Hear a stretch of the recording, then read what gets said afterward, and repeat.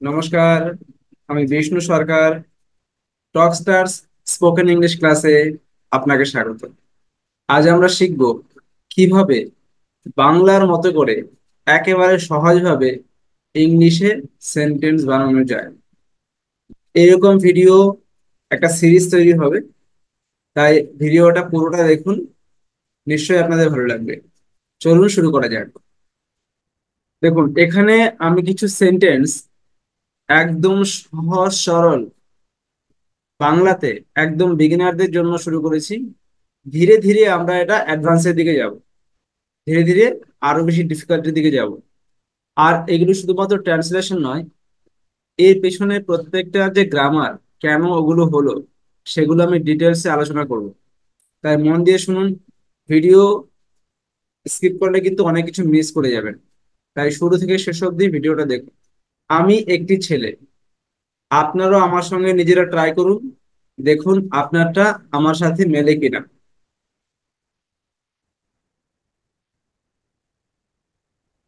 I am আ বয়। এখানে দেখুন, আমি একটি ছেলে, তাহলে আই অ্যাম বয় হতে পারতো। এটা কেন আসলো? ইংলিশে কোনো কিছু যদি একটা থাকে, তাহলে তার আগে এ অথবা অ্যান বসাতে হয়, যেটা আমরা বাংলাতে বলি না। এটা কিন্তু একটা পার্থক্য। তাই ইংলিশ থেকে বাংলা বা বাংলা থেকে ইংলিশ হুবহু ট্রান্সলেশন করা একদম উচিত নয়। এরপরেও যদি আপনাদের কোনো রকম ডাউট থাকে, ভিডিওতে কমেন্ট করে অবশ্যই জানাবেন। আর যদি আমাকে লাইভ কোশ্চেন করতে চান, তাহলে আমাদের ক্লাসে আপনি জয়েন করতে পারেন। চলুন পরেরটা দেখি। তুমি একটি মেয়ে, এটা নিশ্চয়ই আপনি পারবেন। ইউ আর এ গার্ল, একদম ঠিক বলেছেন। তারপরে ও মোটা, ওকে আমরা কি বলবো? এবার দেখুন, এখানে কিন্তু বোঝা যাচ্ছে না ওটা ছেলে না মেয়ে। বাংলায় কিন্তু আমরা দুটোকেই ও বলি, কিন্তু আমরা যদি এখন ইংলিশে করব, তখন সে ছেলে না মেয়ে সেটা কিন্তু আমাদেরকে বুঝতে হবে, এবং সেই অনুযায়ী আমাদের হি অথবা সি ব্যবহার করতে হবে। তো আমি ধরে নিচ্ছি এখানে ওই মেয়েটার কথাই বলছে, তাহলে কি লিখবো?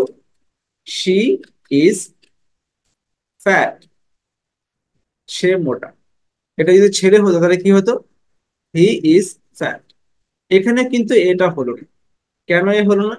কারণ মোটা আপনি গুনতে পারবেন না, একটা মোটা, দুটো মোটা, তিনটে মোটা, এভাবে হয় না। এটা একটা অ্যাডজেক্টিভ। দেখুন, এটা কিন্তু এই যে ক্লাসটা শুধুমাত্র ট্রান্সলেশন নয়, এখানে কিন্তু অনেক গ্রামার আছে, এবং আমি সেই গ্রামার গুলোকে যথাসম্ভব ডিটেলসে আলোচনা করছি। তার ভিডিওটি ভালো লাগলে অবশ্যই লাইক করবেন, কারণ এরকম একটা ভিডিও বানাতে অনেক কষ্ট হয়। দেখুন, ওর বোন রোগা। এখানে ও মানে কে? এই মেয়েটার কথা বলা হয়েছে। তাহলে কি বলবো? আর সিস্টার ইজ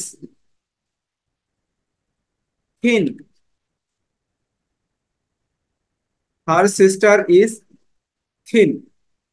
থিন মানে এখানে রোগা, ঠিক আছে? বা আপনি এখানে স্লিমও বলতে পারেন, যদি আপনার থিনটা ভালো না লাগে। আপনি এখান থেকে স্লিম করতে পারেন, কোনো অসুবিধা, দুটোই রাইট। স্লিম।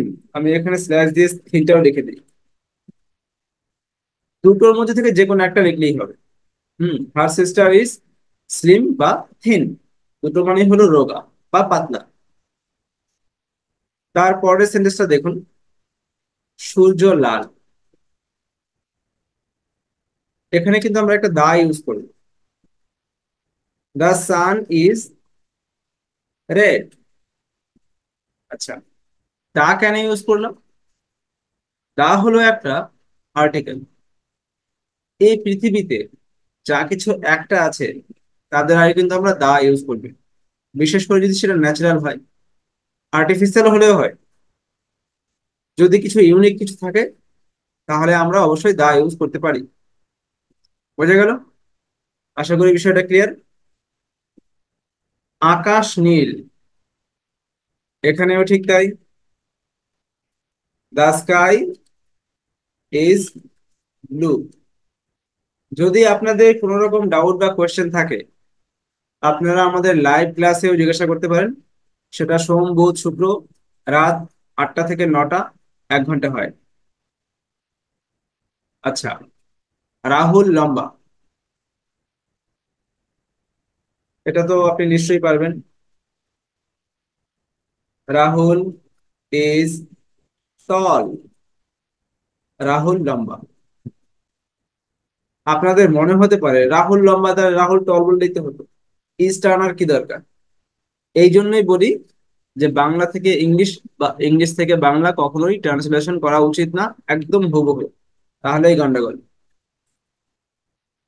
ভার্ব ছাড়া কোনো সেন্টেন্স হয় না ন্যাচারালি, আর এখানে ইজ হলো ভার্ব, তাই আমাদের ইজ এখানে ব্যবহার করতেই হবে।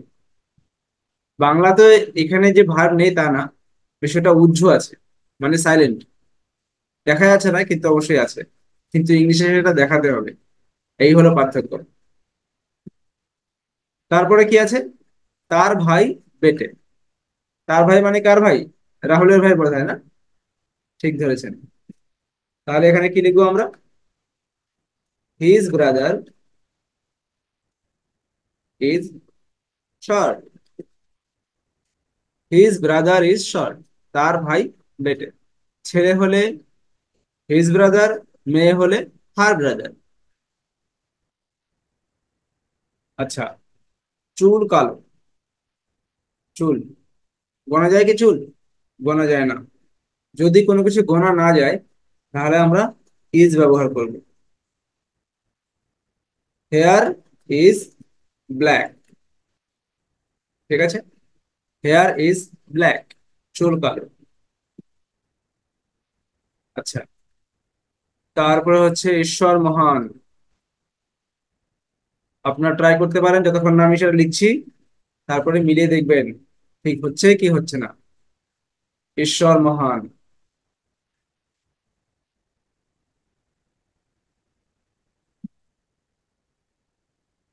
God is great. একদম ঠিক বলেছেন, God is great, no doubt. আচ্ছা, তারপরে কি আসলো? জল ঠান্ডা। ঠান্ডা না গরম সেটা আপনি খুব সহজেই বলতে পারবেন। Water is cold. Water is cold, জল ঠান্ডা। তারপরে আসছি, দুধ গরম। Milk is hot. দেখুন কত ইজি সেন্টেন্স, এগুলো একদম সহজ সহজ সেন্টেন্স। এগুলো আমার মনে হয় আপনি ট্রাই করতে ভয় পাবেন না, এবং বাচ্চারাও কিন্তু এইভাবে শিখতে পারে। বাড়ির ছোট ছোট বাচ্চা থেকে শুরু করে আপনারা যারা বড় হয়ে গেছেন, যাদের মনে হচ্ছে যে ইংলিশটা শেখা খুব দরকার, বা আপনার ছেলে মেয়ে ইংলিশ মিডিয়াম স্কুলে পড়ে, তাকে পড়াতে অসুবিধা হচ্ছে, বা চাকরির জন্য ইন্টারভিউতে ভয় লাগছে, তো ইংলিশ কিন্তু আপনাকে শিখতে হবে। যদি আপনার মনে হয় যে শুধুমাত্র ইংলিশের জন্য আপনার সাকসেস হচ্ছে না, আদারওয়াইজ কিন্তু বাংলা আমাদের মায়ের ভাষা। আচ্ছা, আমি খুশি, সেটা কি বলবো? আই অ্যাম হ্যাপি, তাই তো? I am happy. হ্যাপি মানেই সুখী বলা যেতে পারে, তাহলে আমরা কি চেঞ্জ করে দিই? I am glad. I am glad. হ্যাঁ, এটা একদম suitable word. I am glad মানে আমি খুশি। আচ্ছা, আমি তো খুশি কিন্তু তার অবস্থা খারাপ, সে হচ্ছে দুঃখী। তাহলে এটা কিভাবে বলবো? আবার সেই সমস্যা, ছেলে না মেয়ে কি করে বুঝবো? বাংলায় তো কিছু বোঝা যায় না, সবটাকে আমরা সে বা ও বলি। এখানে আপনাকে আন্দাজ করে নিতে হবে। হুম, এখানে মনে করি একজন ছেলে, তাহলে কি বলবো? He is sad. মেয়ে হলো কি হতো? মেয়ে হলো কি হতো সেটা কমেন্ট করে জানাবেন। আচ্ছা, পরেরটা দেখুন, পাখিটি লাল। এইটা কিন্তু একটা মজার জিনিস, আজকে আপনি নতুন শিখবেন হয়তো। পাখিটি বলতে গেলে আমরা বার্ড শুধু বলবো না, তার সঙ্গে আমরা একটা দা ইউজ করবো। The bird is red. The bird is red. পাখিটি লাল। তাহলে দা মানে কি আসলো? দার মানে দাঁড়ালো টি বা টা। পাখিটি বা পাখিটা। আপনি কিন্তু এইভাবে মনে রাখতে পারেন, এটা একটা আর্টিকেল। নির্দিষ্ট করে কোনো কিছু বললে তখন দা হয়। আমি আশা করছি আপনাদের টাইম ওয়েস্ট হচ্ছে না, আপনি প্রতিদিন শিখতে পাচ্ছেন এই ক্লাস থেকে। তাই ভিডিওটি অবশ্যই আপনাদের বন্ধুদের সঙ্গে শেয়ার করুন, যাতে তারাও এটা শিখতে পারে। ইউটিউব কিন্তু ফ্রি সবার জন্য। ইংলিশ শেখার জন্য ইউটিউব একটা ওয়ান্ডারফুল প্ল্যাটফর্ম। তাই এটা শেয়ার করুন যাতে তারাও শিখতে পারে। ঘরগুলি অন্ধকার। কি হবে? রুমের সাথে আমরা একটা এস লাগাবো, হ্যাঁ, কারণ একটার বেশি ঘর। রুমস আর ডার্ক। দেখুন, একটার বেশি হলে আমরা তো রুমের সঙ্গে এস লাগালাম, তার সাথে কিন্তু এখানে ইজের জায়গায় আর হবে। রুমস আর ডার্ক মানে ঘরগুলো অন্ধকার। এখানে আমরা কিন্তু আবার দা ইউজ করতে পারি।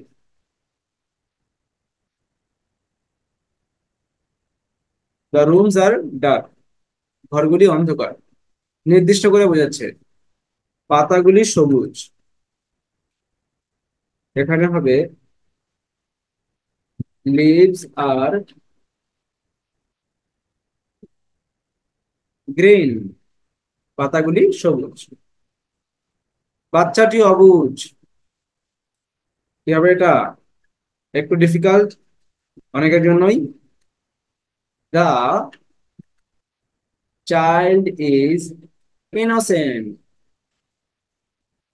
ইনোসেন্ট মানে অবুঝ বা নিষ্পাপ। The child is innocent. পেনগুলি লাল। কটা পেন আছে? একটার বেশি। তাহলে কি হবে? Pens are red. আমি জানি না কেন পেনের বাংলা কেউ বলে না। পেনের বাংলা হচ্ছে কলম। আরো যদি সহজ করে বলি লেখনি, ওতে কেউ বলেই না। তা কলমও আজকাল আর কেউ বলে না। পেনকে বাংলা এবং ইংরেজি দুটোকেই পেন বলে, তাই আমিও কলমগুলি না লিখে পেনগুলি লিখলাম আপনাদের বোঝার সুবিধার জন্য। Pens are red. কুকুরগুলি কালো। এবার আপনার পাশের বাড়ির কুকুরগুলো যদি ব্রাউন কালার হয়, সেটা ব্রাউন লিখবেন, কোনো প্রবলেম নেই। তাহলে কি লিখবেন? দা ডগস আর ব্ল্যাক। কুকুরগুলি কালো। নির্দিষ্ট করে বলছে ওই কুকুরগুলো, অন্য কুকুর, অন্য কুকুরগুলো নয়। হতে পারে অন্য কুকুরগুলো লাল রঙের, কিন্তু এই কুকুরগুলো কালো রঙের। তাই দ্য ডগস আর ব্ল্যাক। আচ্ছা, ফুলগুলি সাদা। একইভাবে ফ্লাওয়ার সঙ্গে এস লাগাতে হবে। The flowers are white. The flowers are white. ফুলগুলি সাদা। যদি অন্য কালার হয়, আপনারা নিশ্চয়ই সব কালারের নামগুলো ইংলিশে জানেন, তো চেঞ্জ করে দেবেন, কোনো অসুবিধা নেই। সৌরভ আমার দাদা। এইটা কোন সৌরভ সেটা কিন্তু আপনারা কমেন্ট করে জানাবেন।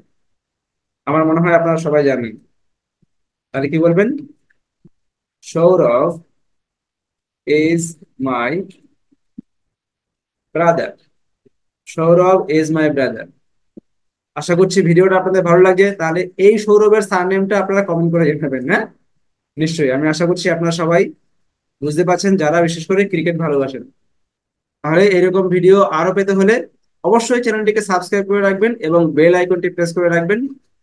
এই ভিডিওতে সাফিসিয়েন্ট কমেন্ট হলেই আমি পরবর্তী ভিডিও বানাবো এইরকম ভাবে, আরেকটু অ্যাডভান্স। ধীরে ধীরে আমরা অ্যাডভান্সের দিকে যাব। Thank you for watching. সায়োনারা।